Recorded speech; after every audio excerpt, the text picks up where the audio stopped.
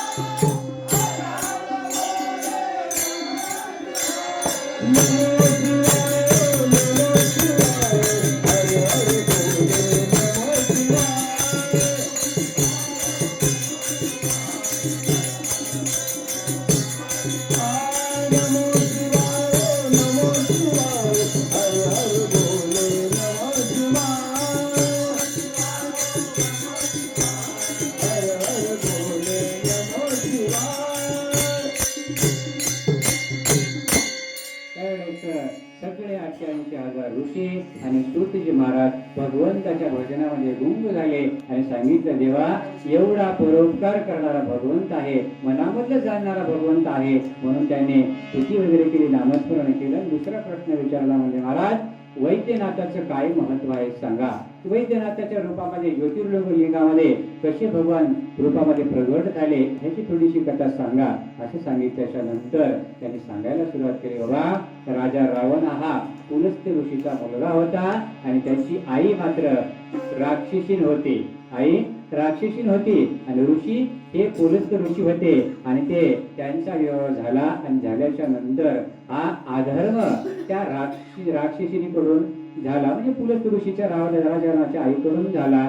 ज्यावेळेस प्रदोष काळ चालू होता त्यावेळेस तिनं आपल्याला संघ घडावा अशी अपेक्षा ऋषीकडून केल्यामुळं संतती मात्र वाईट जन्माला आली. ऋषीची बुद्धी त्यांना होती, परंतु संघ मात्र वाईट वेळेमध्ये झाल्यामुळं असं घडलं. दुर्बुद्धी त्या राजा रावणाला आली आणि त्या राजा रावणाने एकदा तपश्चर्या करायचं ठरवलं आणि ठरवल्याच्या नंतर त्याने तपश्चर्या केली. भगवान शंकर प्रसन्न झाले नाही, कारण याची मनसा वरदान काय मागणार आहे भगवंताला माहित होतं, जगाला त्रास होईल म्हणून भगवंताने प्रसन्न झालं नाही. त्यावेळेस राजा रावणाने 10 विद्या प्राप्त केल्या. 14 पैकी 10 विद्या प्राप्त केल्या होत्या.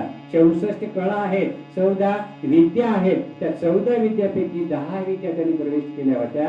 एवढंच नाही, ब्रह्मदेवाच्या वरदानानं त्यांनी त्या विद्येला, प्रत्येक विद्येला एका मस्तकामध्ये धारण करून 10 तोंडाचा रावण झाला होता. एवढा प्रतापी आणि विद्वान होता, परंतु त्याला कुठेतरी त्रिलोकावरती राज्य करायचं होतं, म्हणून त्याने एक प्रकारची तपश्चर्या आरंभ केले.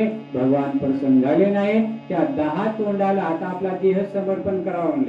या देहाला येऊन जर भगवंताची प्राप्ती आपल्याला होणार नसेल, या देहाला ठेवून काही कामाचं नाही म्हणले. उद्देश काही का असणार, परंतु भगवंताची प्राप्ती झाली पाहिजे. म्हणून राजा रावणाने तप करत असताना भगवान न प्रसन्न झाल्यामुळं रुष्ट झाला आणि यज्ञकुंड त्याने मांडला, आहुती द्यायला सुरुवात केली. सगळ्या मंत्रांनी वेदमंत्र पाठ असणारा राजा रावण, वेदाचं खंडन केलेला राजा रावण, ज्ञानाने खंडन केलेला राजा रावण यज्ञामध्ये आहुती टाकायला लागला. देवाने दर्शन दिलं नाही, कारण याचा उद्देश मात्र जगाला त्रास देण्यासाठी आहे ओळखीलं होतं. राजा रावणाने विचार केला, मी बी तुझाच भक्त आहो म्हणले. राजा रावणाने विचार केला, मी बी तुझाच भक्त आहो देवा म्हणले. आणि पूर्वी राजा रावण कुठं होता? रावणाचा जन्म होण्यापूर्वी रुद्र लोकामधलाच होता. पूर्वी ते आपल्याला कथा ऐकायला वेळ पुन्हा मिळेल. परंतु राजा रावणाने एक शिर आपलं कापायला सुरू केलं, यज्ञकुंडात टाकायला सुरू केलं आणि उरलेल्या त्या शिरापासून जे निघालेले आतोडे आहेत किंवा नसा आहेत त्यांचा तंतू एक प्रकार विना तयार केला आणि राग आळवायला सुरुवात केलं. आणि राग आळवताना भगवंताला मात्र राहावं असं झालं.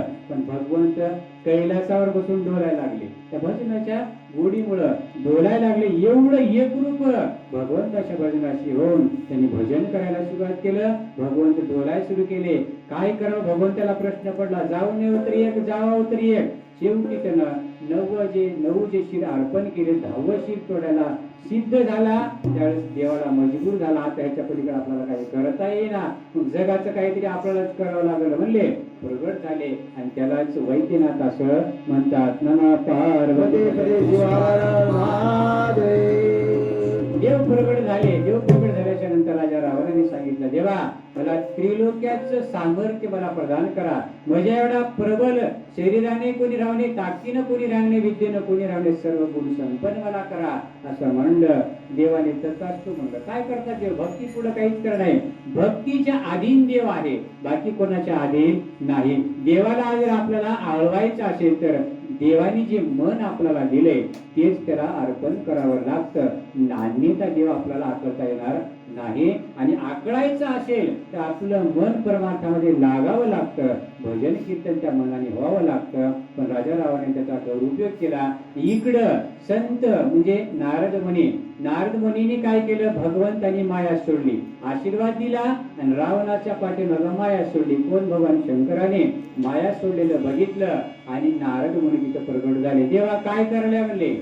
काय नाही नारदा म्हणले, माझं कर्तव्य आहे देणं आणि देणं भाग आहे म्हणले. लेकरू कसंही असो त्याला उपकार करणं किंवा त्याची मदत करणं माझा धर्म आहे. एक लेकरू वाईट मार्गाने जरी जात असलं तरी त्याला सांभाळ करणं माझा धर्म आहे. राजा रावणाला पुढं नारद मुनीला सांगलं भगवंताने आणि माया सोडलेली या नारद मुनीला कळाली आणि त्यांनी विचार केला. देव आदर्श झाल्याच्या नंतर आपण कार्य करू. विचार केला. राजा रावणाने सर्व संपन्न शक्तीने झालं. त्याला गर्व आला. नगरीमध्ये गेला, आनंदात बसला. नारद मुनी तिथे गेले. सांगितलं, राजा रावणा मी एक नवल ऐकले. काय ऐकले? तुला भगवान शंकराने सर्व संपन्न होण्याचा अधिकार वरदान दिले. खरं आहे काय म्हणले? खरं आहे काय म्हणले? खरं आहे म्हणले. खरं आहे म्हणल्याच्या नंतर पण प्रयोग करून बघलास का त्याचा म्हणले? अहो शक्ती तुम्हाला दिले. आपल्यामध्ये देवाला प्रगट करायची शक्ती गुण आहे. पण माणूस त्याचे आपल्यामधला सद्गुण बाहेर काढत नाही. सद्गुण बाहेर काढायचं तर काय करावं लागते? एक छोटस उदाहरण त्याच आज दर्शनामध्ये दिलंय. एका गावामध्ये एक संन्यासी महात्मा राहत होता. मठामध्ये राहत असणारा. रोज एक माणूस दर्शनाला यायचा आणि त्यांच्याजवळ अनेक सिद्ध्या होते. त्या संन्यासी महाराजाजवळ विद्येच्या प्राप्त जोरावरती त्यांनी एक परीस त्यांना त्यांच्याजवळ ठेवलेलं होतं. जे कोणी येतील बिंदुकीने येतील त्याला थोडस लावायचं, देऊन टाकून द्यायचं. सुरू झाला. पण कुठलाही चमत्कार जास्त दिवस टिकत नाही आणि चमत्कारी सुद्धा टिकत नाही. चमत्कार करणारा आणि चमत्कार हे काळानुसार संपून जाणारे असतात. चमत्काराच्या मार्गे आपण लागू नये. तशा पद्धतीने रोज दर्शनाला यायचा. येताना दुरून बघायचं. ह्याला माहित होतं महाराजांवर सगळी सिद्धी आहे. पण काहीतरी गुज गोष्टी निघाली. महाराज सोनं दान करतात म्हणले. काय करतात? सोनं दान करतात म्हणले. त्यावेळेस त्यांनी विचार केला आपणही इथे सेवा करावं. बनाभावातून नाही पण काहीतरी प्राप्त व्हावं. महाराजाजवळ जे आहे काय आहे? सोनं करायचं जे परीस आहे ते आपल्याला प्राप्त व्हावं म्हणून त्यांनी सेवेसाठी लागल्याच्या नंतर महाराज रोज नदीवरती जायचे, स्नान करून यायचे. तो पण हा झाडून वगैरे काढायचा, मठ वगैरे झाडून काढायचा, बसायचा. सगळीकडे शोधायचा परीस कुठं आहे, परीस कुठं आहे. कधीच घडलं नाही. 6 महिने निघून गेले. एके दिवशी महाराज आंघोळीला गेल्याच्या नंतर हा गडबड करून इकडे तिकडे चापाळा सुरू केला आणि बाहेरून महाराज आले. म्हणजे काय चापळालास? त्यांनी सांगितलं काही नाही महाराज, माझी चोरी पकडल्या गेली म्हणले. मी उद्देशाने आलो तुमच्यापाशी, तुमची सेवा करायची मला काही हौस नाही म्हणले. हौस नाही. मग काय कशासाठी आला? तुमच्याकडे परीस आहे जे सोनं करून तुम्ही लोकांना देता ते मला पाहिजे, नाही तर तुम्हाला मारतो म्हणले. बळवान होता, मारतो म्हणले. माझा उद्देश तेवढा आहे म्हणले. सेवा देव धर्म मला देणे नाही, कारण मी धनलोभी आहे, मला धन पाहिजे म्हणून त्यांना विचार केला. सांगितलं. त्यांना निर्मळपणानं सांगल्यामुळं त्या साधूच्या मनामध्ये भाव निर्माण झाला.